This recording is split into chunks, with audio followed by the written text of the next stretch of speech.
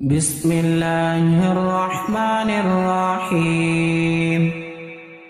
تبارك الذي بيده الملك وهو على كل شيء قدير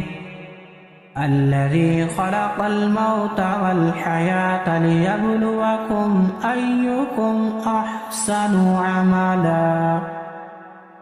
وهو العزيز الغفور الذي خلق 7 سماوات طباقا ما ترى في خلق الرحمن من تفاوت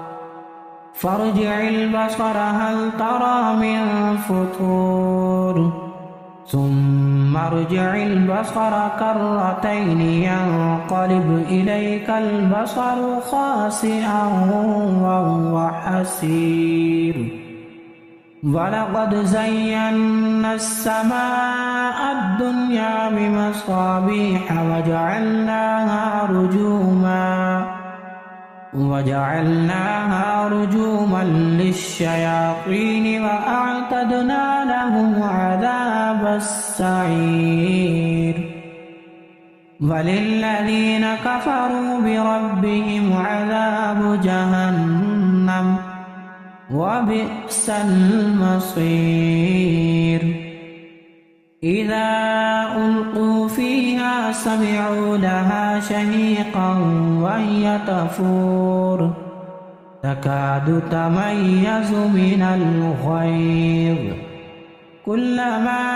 ألقي فيها فوج سألهم خزنتها ألم يأتكم نذير قالوا بلى قد جاءنا نذير فكذبنا وقلنا ما نزل الله من شيء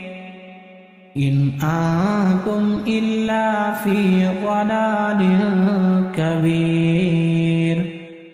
وقالوا لو كنا نسمع أو نعقل ما كنا في أصحاب السعير فاعترفوا بذنبهم فسحقا لأصحاب السعير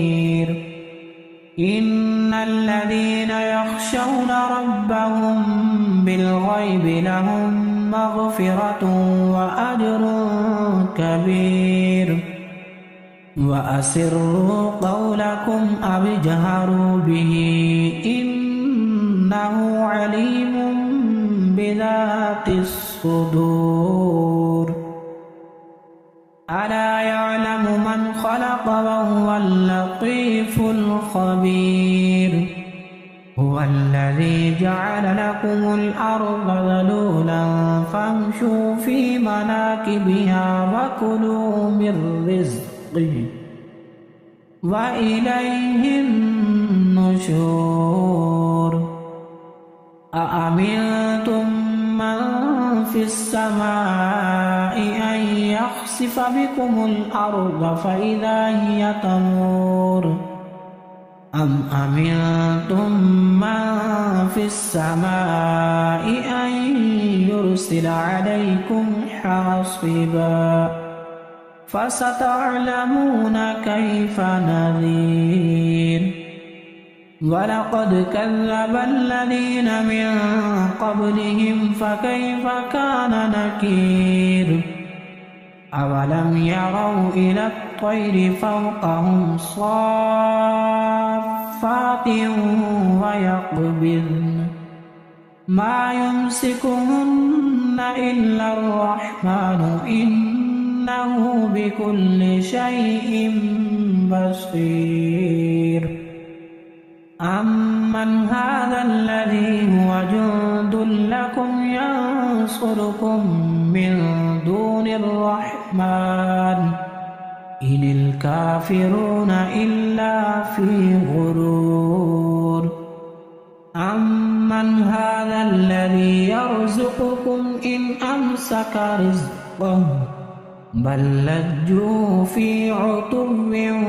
ونفور أفمن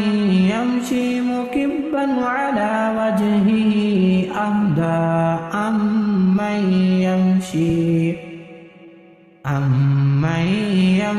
سويا على صراط مستقيم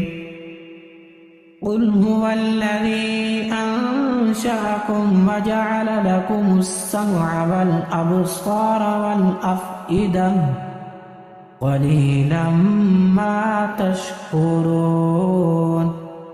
قل هو الذي ذرأكم في الأرض وإليه تحشرون